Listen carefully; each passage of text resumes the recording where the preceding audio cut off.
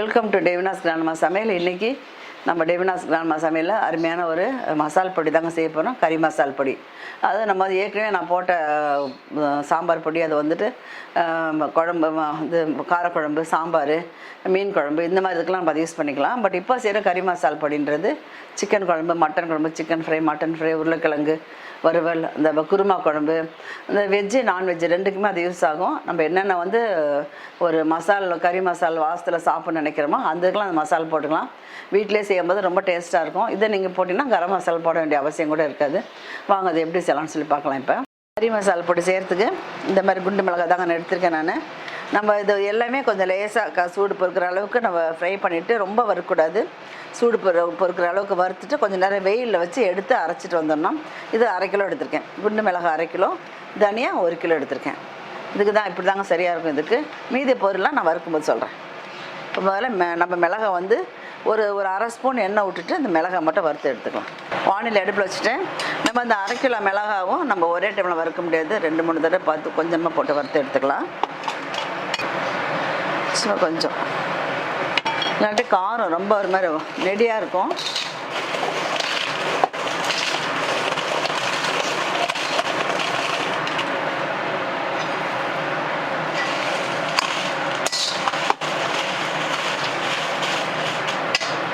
அடுப்பை மீடியம் ஃப்ளேமில் வச்சுங்க.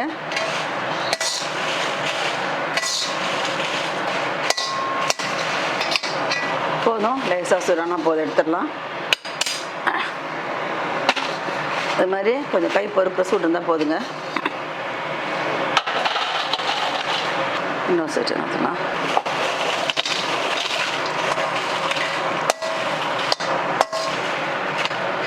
கொஞ்சம் சூடு இருந்தால் போதும்.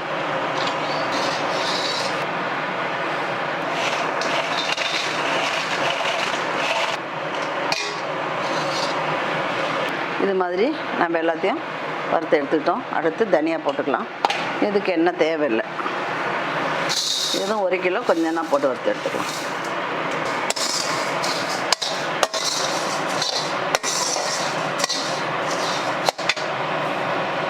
தனியாக எடுக்கும்போது இது மாதிரி நாட்டு விதையாக எடுத்துக்கணுங்க. இது வந்து கொஞ்சம் கலர் கம்மியாக ஒரு மாதிரி கலராக இருக்கும். இதுதான் நாட்டு கொத்தமல்லி. இது மாதிரி எடுத்துக்கணும். ரொம்ப ஷைனிங்காக இருக்கிறத எடுக்கக்கூடாது, வாங்கக்கூடாது. நாட்டு கொத்தமல்லி நல்லா வாசமாக நல்லாயிருக்கும். மீடியம் ஃப்ளேமில் வச்சு தாங்க வறுத்து மெதுவாக வறுத்து எடுத்துக்கணும். இது கை பொறுக்கிற சூடு இருக்குது பாருங்கள், அவ்வளோதான். நம்ம எடுத்துக்கலாம். கொட்டிடலாம். எடுத்து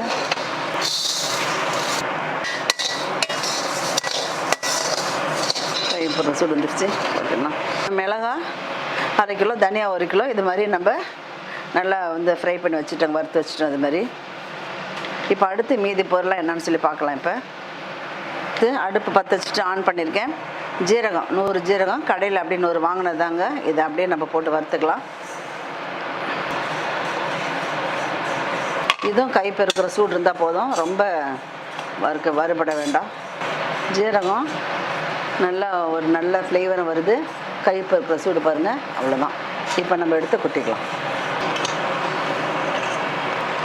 மிளகு 50 மிளகு. இதெல்லாம் கடையில் நம்ம 150 கேட்ட கொடுப்பாங்க. அப்படியே வாங்கிட்டு தான் அரைச்சிக்கலாம்.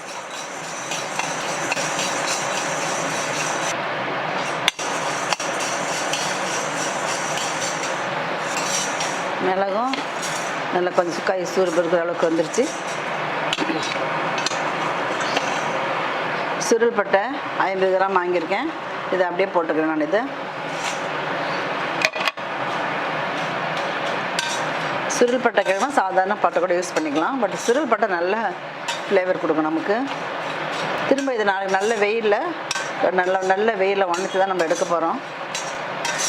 அந்த பட்டை வந்து நல்லா மொறுமொறுன்னு உடையிற அளவுக்கு இருந்தால் போதும் நமக்கு. அப்போ தான் நமக்கு பொடி ரொம்ப நாளைக்கு கெட்டு போகாத இருக்கும். அது மாதிரி நல்லா ஓரளவுக்கு வறுத்துட்டு வெயிலில் காய வைக்கும்போது நல்லா மொறுமொறு வந்துருச்சு. நம்ம எடுத்துடலாம். இப்போ சோம்பு ஒரு 100 சோம்பு எடுத்துக்கிட்டேன். 100 கிராம் சோம்பு. அடுப்பை சிம்மில் வச்சுங்க. இப்போ மீடியம் ஃப்ளேமில் கூட சிம்மில் தான் வச்சு வறுத்து நல்லாமே. சோம்பு நல்லா வறுப்பட்டுருச்சு, சூடு பொறுக்கிற அளவுக்கு இருக்குது. நம்ம எடுத்துக்கலாம். இப்போ சோம்பு. இது மஞ்சள் நம்ம விருப்பம் தான். நான் ஒரு 25 கிராம் மட்டும் மஞ்சள் போட்டிருக்கேன். ஏன்னா நம்ம என்விக்கெலாம் எப்படி இருந்தாலும் மஞ்சள் போட்டு வாஷ் பண்ணுவோம். மஞ்சள் அதில் யூஸ் பண்ணுவோம். அதனால் வந்து நான் மஞ்சள் கம்மியாக தான் போட்டிருக்கேன். இப்போ நான் அடுப்பை ஆஃப் பண்ணிடுறேங்க. அடுப்பை ஆஃப் பண்ணிவிட்டு கசகசா ஒரு 50 கிராம் போட்டுக்கிறேன். ஒரு 50 கிராம் கசகசா அடுப்பை ஆஃப் பண்ணிட்டேன். அடுப்பை ஆஃப் பண்ணிட்டு அந்த சூட்லேயே வறுத்து எடுத்துடணும்.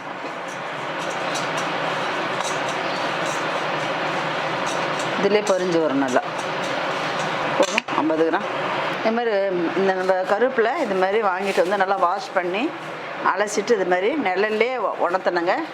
இது மாதிரி இருக்குது. இப்போ நம்ம லேசாக இதை வந்து ஃப்ரை பண்ணி எடுத்துக்கலாம். இது இப்போ கருவேப்பிலை நல்லா ஒரு கைப்பிடிக்குமே 1.5 கைப்பிடி இருக்கும்.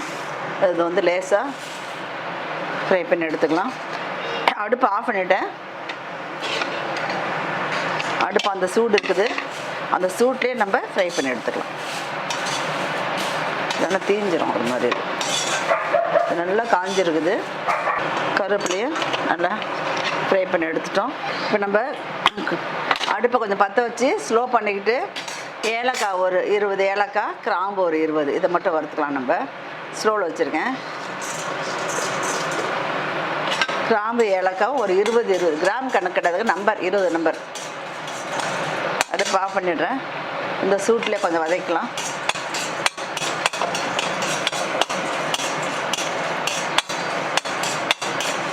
இப்போதான் எடுத்துட்டேன். நல்லா சூடாகிடுச்சு. அவ்வளோதாங்க. நம்ம வறுத்து எடுத்துட்டோம். நல்ல ஃப்ளேவர் வருது. இதுதாங்க இப்போ நம்ம வறுத்தது. 1/2 கிலோ மிளகாய், ஒரு 1.5 கைப்பிடி அளவுக்கு கருவேப்பிலை, தனியா 1 கிலோ தனியா, அடுத்தவள் மற்ற மசாலா ஐட்டம்ஸ். இப்போ இதோட விட போகிறது இல்லைங்க. இதை எடுத்துகிட்டு போயிட்டு நல்லா வெயிலில் இப்போ சம்மர் தான் நல்லா வெயில் அடியுது. இந்த வெயிலில் ஒரு 2 மணி நேரம் நல்லா காய வச்சுட்டு மிஷினுக்கு எடுத்துகிட்டு போய் கொஞ்ச நேரம் தான் நம்ம மிக்சியில் அரைக்கலாம். அதிகமாக இருக்கிறதுனால மிஷினில் கொடுத்து நம்ம அரைச்சிட்டு வந்துடலாம். இதோட எல்லாமே இதோட அளவுகள் எல்லாமே டிஸ்கிரிப்ஷன் பாக்ஸில் இருக்க பார்த்துங்க. இப்போ நம்ம மிளகை வந்து நம்மளை வறுத்தம் பார்த்திங்களா, இது நம்ம நல்லா காய வச்சுட்டோம். இது மாதிரி நல்லா உடஞ்சிடுங்க. நல்லா உடையிற அளவுக்கு நம்ம வந்து நல்லா காய வச்சா தான் நமக்கு நல்லாயிருக்கும். பவுட்ரு நல்லாயிருக்கும். அது இது சொல்லிட்டு காய வச்சாச்சு. இது பாருங்கள். இது நல்லா